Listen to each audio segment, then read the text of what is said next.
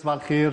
صباح الخير لطفي. لاباس مرتاحة؟ لاباس الحمد لله. الحمد لله. لله. لاباس الحمد لله. وش هي الأصداء فيما يخص البرامج والحلقات التي حصدت أعلى نسب مشاهدة؟ كالعادة أصداء مميزة وكما نسعى إليه دائما من خلال قناة الشروق. والبداية من أين ستكون؟ أولا صباح الخير لكل مشاهدينا الكرام اللي راهم يتبعوا في برنامج صباح الشروق، وخاصة اللي راهم يستناوا في فقرة صدى الشروق اللي راهي تلقى تفاعل كبير على منصات التواصل الاجتماعي، أيضا سواء بالتعليقات الداعمة اللي فيها ثناء، وأيضا بالتعليقات اللي تضمن انتقادات أو توجيهات من أجل دائما أن نصل إلى المستوى الذي يريده المشاهد الكريم ومتابعينا على منصات التواصل الاجتماعي. بداية فقرتنا راح تكون من خلال برنامج سكة في موسمه الثاني، واللي استضاف في عدد الأسبوع المنصرم الإعلامي في التلفزيون الجزائري إبراهيم عثماني، الاسم الحقيقي له المعروف بريان، محبوب الجزائريين، اللي من خلال هذا العدد عادوا بذاكرتهم إلى الماضي، إلى بالفعل كان عدد مميز جدا، لقى تفاعل كبير، وأيضا حنين إلى الماضي عاشه المتابعون على منصات التواصل الاجتماعي بعد ما عاشوه على شاشة الشروق تي في، سواء على منصة فيسبوك أو تيك توك أو يوتيوب أو انستغرام. كانت تحياتي لريان، هو كان زميلك لطفي وصديق، هو صديق مقرب، أجمل وأحلى تحية ليه. وباش للأمانة ريان كما شفتوا في البرنامج الهدوء الجميل اللي فيه هذاك هو طبعه. الحلقة كانت مليئة بحديث ريان عن حياته الخاصة وعن الكثير من التفاصيل التي لا يعرفها المشاهد ومحبوه، خاصة فيما يتعلق بالفترة العصيبة اللي مر بها بسبب مرضه. وأيضا الفيديو اللي اخترت أنه نتحدثوا عليه هو الفيديو اللي تحدث فيه على زواجه اللي تعرقل بعد تعرضه للمرض أو الوعكة الصحية اللي مر بها، والحمد لله هو الآن بخير ونتمنى له دائما السلامة. من بين التعليقات اللي اخترتها في صدى الشروق لليوم، سيد أحمد ميلانو قال: لا يوجد جزائري لا يحب هذا الصحفي، قمة في الأخلاق، موسوعة إعلامية كبيرة. حتى في حواره مع الزميلة ياسمين فرح كان هنالك رقي، كانت كاريزما، كانت لغة، كان حضور مميز. ما كانش اللي ما يحبش ريان. بالفعل الكل يحبوه، وكلها التعليقات كانت إيجابية بالفعل. ريمو قال: في هذا الزمن كاين غير لا نعاودوا نرجعوا لسكة في التعليق. لا يوجد جزائري لا يحب هذا الصحفي. هذا تعليق على شكلته. نروح لتعليق آخر. حكاوا على التواضع تاعو، من افضل الصحفيين اللي فاتوا على التلفزيون الجزائري، نشفالوا مع الصحفيه لبنى ونجيه خثير. تحيه لبنى ايضا. الان انت راك تعيش نوستالجيا لطفي. زمن جميل. نجيه خثير ايضا تحيه كبيره لها. سماهم في وجوههم الطيبة والاحترام والتفوق بدون غرور. من التعليقات أيضا صبرة قالت: ريان من زمن الصحافة الراقية حيث الصدق يسبق العناوين، ربي يشافيه ويعافيه يا رب. تعليقات أخرى كما قلت هي كلها إيجابية، كلها حنين إلى الماضي. ريم قالت: مقدم محبوب عند كامل الطفولة، ربي يشفيه وإن شاء الله نشوفوه في حصة خاصة به يفرح جيل اللي كان يحبه ويتبعه. أو في برنامج صباحي على قناة على التلفزيون العمومي. سكينة قالت: صحفي في القمة، ريان ثقافة وتربية، كلمات موزونة ورزانة ما شاء الله، وهي الصفة اللي بقات فيه وحضرت معه في برنامج سكة لما كان ضيف فيها. من تعليقات على اليوتيوب، سوبرمان قال: أنت يا ريان إنسان شجاع ومتخلق، ربي يرزقك بالصحة والعافية وطول العمر. هو ملهم للكثيرين يعني ريان بالأخص يعني وشعاش من محطات في حياته اللي كان فيها ابرز الشجاعه نتاعو. اكيد والاصعب مرحله هي مرحله مرضه، يعني بقى يقاوم ومرات كان يعالج وفي نفس الوقت يظهر على الشاشه رغم كل تلك الصعوبات والمشقه اللي عاناها. ريان قال: هذا تعليق على تيك توك، يما سماتني عليه وقالت لي لازم تولي كما هو، وراني نقرا ونسعى باش نولي اعلامي. اللي شاف تعليقي يدعي لي في طريقه. ان شاء الله ان شاء الله هو يعني زميل. صار مثال ان شاء الله يا رب. ان شاء الله. قدوة يعني للعديد من الطلبة في الإعلام، وإن شاء الله يوصلوا ويولوا زملاء كما قلت لطفي. منى قالت ريان نعم الإنسان، وليد حومتي خلوق بسيط، ربي يهنيه ويطول في عمره. هذا يعني أو هذه شهادة من أشخاص مقربين من ريان. هذه في ليزاناسير تسكت. وريان ايضا قالت ام ريان قالت ان انا راجلي سمى وليدي ريان عليه. ما شاء الله. يعني تاثيره الحقبه الماضيه اثرت في نفوسنا لدرجه انه راهم يسميوا اولادهم على ريان. نروحوا الى تعليقات اخرى كلها تعليقات يعني ايجابيه، كلها ايجابيه. شكر لريان، فرحه بعوده ظهوره الى الشاشه، عوده بالحنين الى الماضي والى الذكريات اللي عشناها سابقا معاه على التلفزه الجزائريه. من بينها سميه قالت شكون قامه من قامات الاعلام الجزائري، شتك تفكرت ذكريات جوزناها، كنت انت صانعها. وعلى بالك شكون هو صديقه اللي كان صديقه المقرب اللي كان في بداياته؟ هذه معلومه ربما القليل اللي يعرفها. كريم اكروف مصمم الازياء اللي تعرفوه، في بداياته كانت عنده محلات خاصه بالالبسه الجاهزه، وكان صديق ريان، وكان ريان يعني يستشير ريان في العديد والكثير من الامور. عنده ذوق حتى في الموضه ما شاء الله عليه. ما شاء الله بالفعل، حتى شوفي في لباسه يعني اللي اختاره ما شاء الله جاي على طريقه عبد الحليم حافظ، كلاسيكيه أكثر. كلاسيكيه نعم. ما شاء الله عليه. نوجه له تحيه بالمناسبه من خلال برنامج صباح الشروق. اجمل تحيه لك ريان. نروح الى برنامج اخر رصدناه في صدى الشروق، وكان له صدى وتفاعل، وهو حوار مع الممثله ليندا ياسمين. اللي كل ما يشوفوها الجزائريين على الشاشة أو على منصات التواصل الاجتماعي على الشروق تي في يرجعوا إلى ظاهرة الاثنين ظاهرة الاثنين وطاطا ليندا وطاطا ليندا. التعليقات كلها كانت تتحدث عن تلك الفترة اللي عشنا فيها ذكريات مميزة. واللي أثار انتباههم أيضا في الحوار هو المكان اللي تم تصوير الحوار اللي يبث على برنامج لايف المشاهير. المكان الكل تساءل يعني شافوا الجسر بداوا يتساءلوا وين المكان. ايطاليا تبان هذه بالفعل، عندها هذاك البصمه الايطاليه. وين المكان؟ هل شايفوا المكان؟ ماشي سيدي فرج. بالفعل سيدي فرج في ميناء سيدي فرج. تعليقات كاين اللي تساءلوا، الاجابه رانا جبناها لكم في متنزه سيدي فرج تم تصوير هذا الحوار. من بين التعليقات نقرأ بعض التعليقات الخاصة بهذا الحوار. اكزاكتومون حبيبتي مالوغوزمون هي تحدثت عن مرورها في برنامج سكة مع الزميلة ياسمين فرح، تحدثت فيه عن الوالدين وأهمية الاعتناء بالوالدين، طرقت إلى الجانب الخاص من حياتها. وكاين اللي تحدثوا في التعليقات أيضا كامل نقولوا باللي طاطا ليندا هي أيقونة الزمن الجميل، هي التي زرعت فينا هذيك الطفولة الجميلة والحنانة جيل التسعينات بنوا هنا. ومازالهم يعيطوا لها طاطا ليندا، هذا يدل على نجاحها، يعني نجحت اكيد، دارت بصمه في طفولتنا. صح. روحوا الى تعليق اخر حول هذا الحوار اللي مر في لايف المشاهير. من بين التعليقات وليد قالت حصة بين الثانويات كانت هي المنشطة وتبث مساء الاثنين، والتنافس بين الطلبة ولا أروع، ذكريات الطفولة بين الثانويات، كل شيء ممكن، الألغاز الخمسة، وقفات، بلاد ميوزك، ولا أنسى سهرة الجمعة، حلقة من حلقات المسلسل لو فوندردي 13. هنا على الذكريات التي لا تنسى. البرامجية اللي كانت في هذيك السنوات. عاد الكل إلى الماضي. استرجاع لكل ما له علاقه بالطفوله الزمن الجميل. صح. السنوات التي مضت. نروح الى برنامج اخر او نكملوا مع التعليقات. لطفي نكملوا نزيدوا نشوفوا بعض التعليقات. أمة الله قالت الله عليك، وخاصة كلامك على الوالدين يا رب اسمح لنا من الوالدين، لأنه تحدثت عن والدتها في هذا الحوار وعلى ما كشفته مع الزميلة ياسمين فرح. نروح الآن إلى برنامج آخر رصدناه مع صدى الشروق. هذا تعرفوا هذا الإعلامي شكون هذا؟ دونك هذا نزيدوا نصنعوا نوستالجيا الزمن الجميل سنوات من بعد. مرت معك الأستاذة الشريعة شهرزاد كيس وتحدثت فيه عن التواضع خلق العظماء.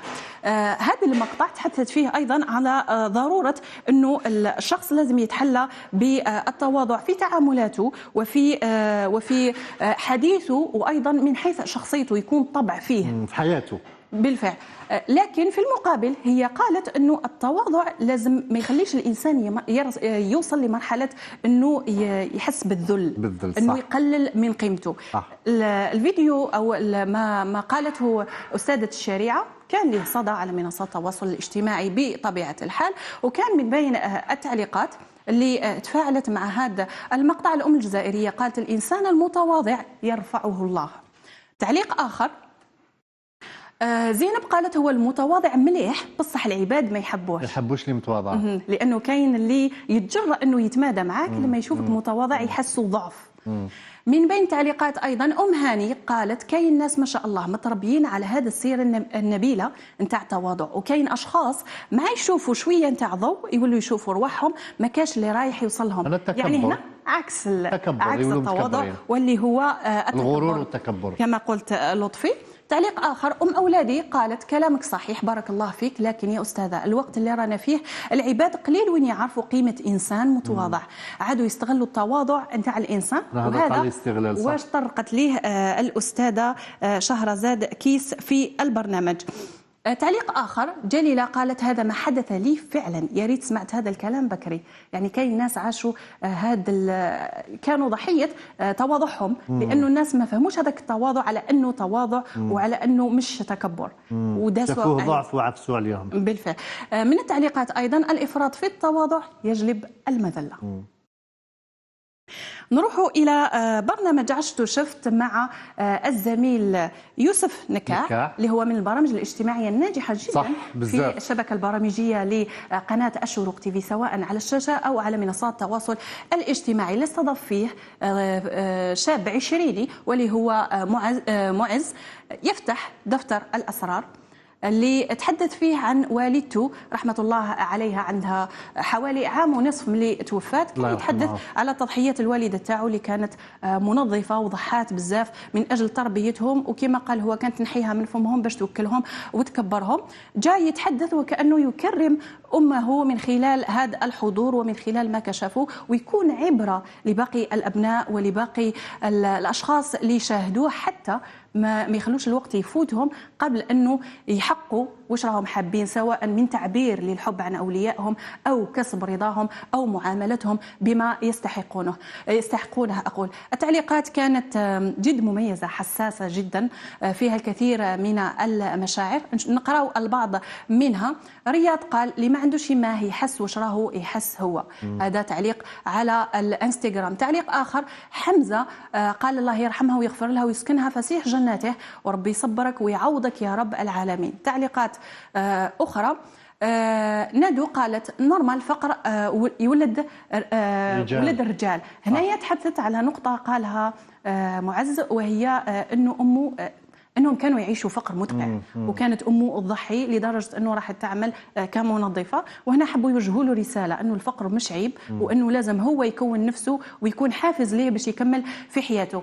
عشناه وانتصرنا عليه، قرينا وكبرنا وترفهنا ودرنا تاويل، الحمد لله. نوض وخدم وكافح حتى توصل، وربي هو مقسم الأرزاق. من التعليقات أيضا اللي وردت على هذا الفيديو، نور قالت: إنسان يبان متربي، ربي أعطاك الأخلاق وصفات ما يتشراوش بمال الدنيا، لازم تكون فخور بنفسك لأنه المال هو وسيلة للعيش، وسيد الخلق كان فقير والقناعة كنز. الكل تعاطف معاه من الجانب، سواء من حيث وفاة أمه أو من حيث الوضع اللي عاشوه. وهذا عينه، يعني احنا أيضا نقولوا بلي هو مثال كباقي العديدين. كل العالم فيه فقر، فيه ثراء، فيه بزاف ناس اللي فقدوا الوالدين تاعهم، لكن الأم تبقى دائما هي من تضحي. من التعليقات أيضا زيكو قال: بالعكس عمرك ما تحشم يجي نهار وتولي حاجة كبيرة، لأنه تبدأ هكا وتكمل بخير. كلها تعليقات داعمة لمعز، نتمنى أنه يشوفها. رفيق بوعافيه قال: الحمد لله ما تبكيش يا اخي، اللي فوتته اكثر مما فوتته انت. درك ربي يفتح عليك وتكون انت جبر للخواطر. ومازالوا صغيره وشاب في مقتبل العمر، مازال يعيش محطات كثيره، لكن يحتاج الى دعم بما انه عنده هذاك الجرح والانكسار اللي راه يعاني منه من جهه فقدانه للام. لربما يعني اغلبنا لما يعمل بعد ما يكبر ولا يدخل مجال العمل هدفه الاول انه يرد ولا يرجع ولو القليل للاهل ديالو. صح.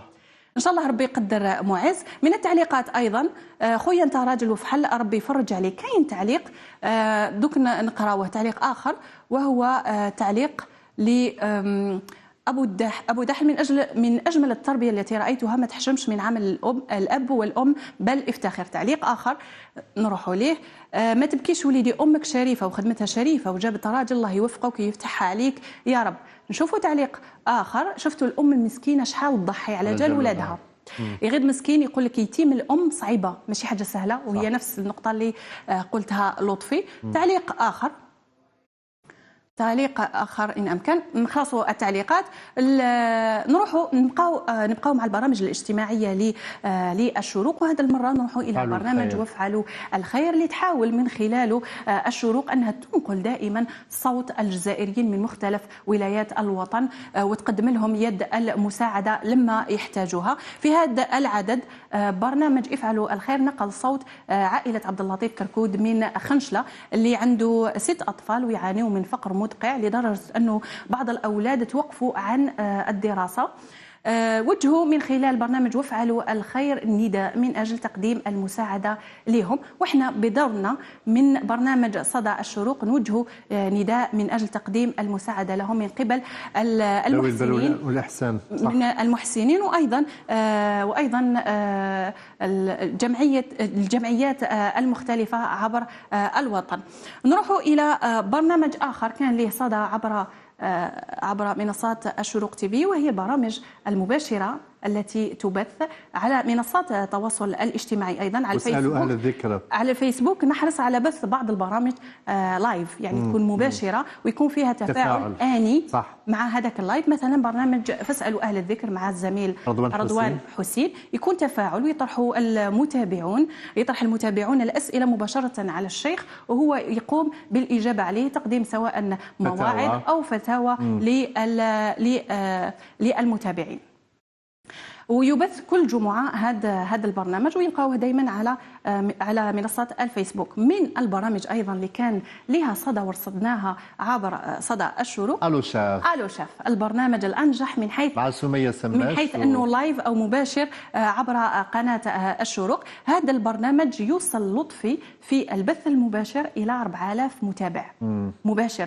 من حيث التعليقات توصل أحيانا حتى 7000 تعليق. يعني يكون وكأنهم داخل المطبخ مع سمية والشاف أقول، سواء الشاف كريمة أو الشاف اللي يجوزوا أو الشاف نادية أو الشاف بشرى أو الشاف نديم أو الشاف هشام. كل مرة يمر معهم الشاف يكون تفاعل، والتفاعل وقتاش يكون لطفي في رأيك يكون أكثر؟ كي يبداو يذوقوا هذه الخاصة، هذه اللمسة الخاصة فيك لطفي. هذه بصمتك، هذه بصمتك. لما يكون فيه ورشات خاصة بربما أكلة أو بمملحات، خاصة المملحات تكون ورشة خاصة أو يكون عيد أو تحضيرات لرمضان كما اليوم يناير، أكيد راح يكون فيه صدى كبير الألو شاف في حلقة اليوم. بالفعل أكيد، وراح نرصدوها إن شاء الله الأسبوع القادم. والتعليقات دائما في برنامج ألو شاف تكون وكأنه المتابعين في حوار مع الشاف ومع سمية. من بين التعليقات: أول مرة في حياتي لقيت شاف قال طريقة الطهي ودرجة الفرن وكيفاش طيب العجينة المورقة، مع العلم طريقة الطهي والفرن هم الأهم في نجاحها. الشكر للشيف بشرى، تخدمي من قلبك وتعطي كل التفاصيل، لأنه في برنامج ألو شاف يحرصوا على تقديم الأسرار نجاح الاسرار كاملين بدوهم، وكما راهم يقوموا ايضا لشاف في برنامج صباح الشروق نفس الشيء صح. لشاف كامل تاع برامج الطبخ صح. في قناه الشروق يحرصوا دائما على تقديم كل الخطوات خطوه بخطوه وباسرار نجاح سواء الطبق او التحليه او هذه هي الامانه المهنيه. بالفعل. من التعليقات اللي رصدناها لبرنامج الو شاف: حصه ولا اروع، حبيت نطلب من الشيف كريمه بما انها الشيف كريمه راهي هنايا معنا، ديري لنا وصفات لشهر رمضان المبارك ان شاء شاء الله. انا قلت لهم سجلوا كل الوصفات اللي يقدموهم الشيفان، لانه راح تلقاوهم خلال شهر رمضان ان شاء الله الفضيل. تنوع في الاطباق. زهره ميمي قالت حصه ولا اروع، رائعه، تعلمنا بزاف الله يبارك، لانه كاين بزاف فتيات ما عندهمش علاقه بالطبخ، لكن من خلال برنامج الو شيف ولاو لا حتى السيدات اللي يعرفوا يطيبوا احيانا يضيعوا منهم الافكار، ما يعرفوش يحيروا واش يحضروا. الشيفان يعطيو لهم العديد من الافكار. صح. من التعليقات ام محمد قال درنا وصفه الديول الخاصه. امني بلي اليوم طلبتها من الشيف كريمه، رانا كاع تخبى من السوق والله قلت لها الديول لازم تبدي لهم طريقه تحضير الديول، لانه يحتاجوها في شهر رمضان ان شاء الله. درنا وصفه الديول الخاصه تاع رمضان، وشكرا سلامي لكم. تعليق اخر ام اولادي الهادي قال ديروا لنا طواجن رمضان يجينا بارد. صح يجي بارد، لازم المراقي والتغماس بقايكم لطفي. لازم التغماس. وبهذا ختمنا صدى الشروق لهذا اليوم، ان شاء الله نكونوا عند حسن تطلع المشاهدين والمتابعين الكرام، ومشكور يعطيك الف صحه على المرافقه المميزه. وانت عندك نفس في الطياب ولا والو نجيه؟ يعني نسلكها. واش هو البلا اللي متحكمه فيه؟ شوربه. وين عندكم اطباق خاصه؟ عندنا شخشوخه. ديروا شخشوخه. الشرق الجزائري، منطقه الشرق. من الشرق. تحياتنا الكامله. من اي منطقه بالضبط؟ جيجل. جيجل الله يبارك، معروفه جيجل باطباقها الشهيه ما شاء الله عليها. يعطيك الف صحه وعافيه نجيه. حبينا كثير هذا الاصداء اللي نقلتيها لنا فيما يخص كل البرامج التي تعرض عبر مواقع التواصل الاجتماعي او حتى من خلال قناه الشروق تي في. نورتينا. شكرا لك. شكرا لك.